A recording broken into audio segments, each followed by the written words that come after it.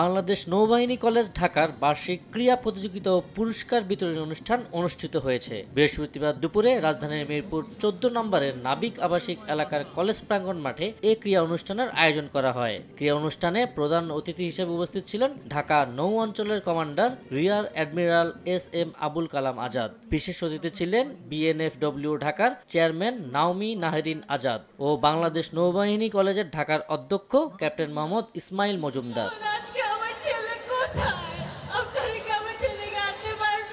ক্রীড়া অনুষ্ঠানে প্রদর্শিত হয় ডিসপ্লে, শরীরচর্চা, মার্চ পাস্ট, দৌড় প্রতিযোগিতা, রিলে দৌড়, দড়ি টানাটানি, যেমন খুশি তেমন সাজো ও সাংস্কৃতিক অনুষ্ঠান। শিক্ষার্থীদের মনোমুগ্ধকর কুচকাওয়াজ ও ডিসপ্লে উপভোগ করেন প্রধান অতিথি ও কলেজের শিক্ষক সহ আমন্ত্রিত অভিভাবক, স্থানীয় বিশিষ্ট ব্যক্তি ও দর্শকরা। ক্রীড়া প্রতিযোগিতায় সাংস্কৃতিক অনুষ্ঠান, খেলাধুলা ও অন্যান্য বিষয়ে শিক্ষার্থীরা অংশগ্রহণ করেন। যেমন খুশি তেমন সাজো এবং শিক্ষক ও অভিভাবকদের মাঝে দড়ি টানাটানি খেলা অনুষ্ঠানটি হয়েছিল বিশেষ উপভোগ্য।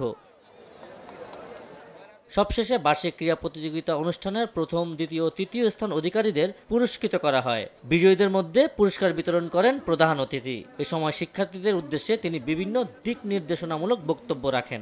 সকাল সন্ধ্যা বই দিয়ে রাখবেন না, বইয়ের পড়াশোনার পাশাপাশি তাদেরকে অন্যান্য কর্মকাণ্ডেও জড়িত করেন। আমি গ্যারান্টি দিতে চাই, আপনারা নিশ্চিত থাকতে পারেন সেই ছেলেমেয়েরাই ভবিষ্যতে বেশি সাকসেসফুল হবে যারা লেখাপড়ার পাশাপাশি অন্য সকল কর্মকাণ্ডেও পারদর্শী। যে বাচ্চারা অভিনয় করলো, আমার মনে হয় আমার সাথে কেউই চোখের জল আমরা ধরে রাখতে পারিনি। এই শহীদ, এই বৈষম্য বিরোধী আন্দোলনে যারা জীবন আত্মহত্যা দিল এই দেশের জন্য, আমরা গর্ব ভরে তাদেরকে কৃতজ্ঞতা চিত্তে স্মরণ করি। আমি মনে করি এ থেকে যদি আমরা এতটুকু শিক্ষা নেই, তবে জাতি হিসাবে আমাদের আর পিছু তাকাতে হবে না। এই রক্ত আর বৃথা যাবে না, বাংলাদেশ এগিয়ে যাবে ভবিষ্যতে ইনশাল্লাহ। তোমাদের সতেজ চেতনা, তারুণ্য আমাদের মুগ্ধ করেছে।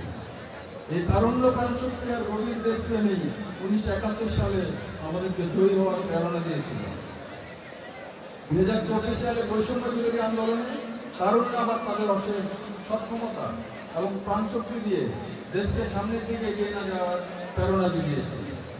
তোমরা একদিন এই দেশ পরিচালনায় অংশ নেবে।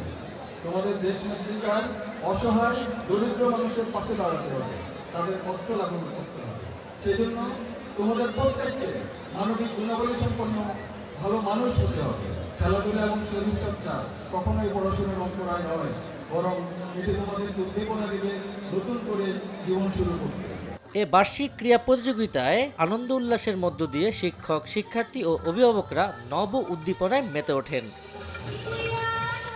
আবু সাইদ নিশান, সময় সংবাদ, ঢাকা।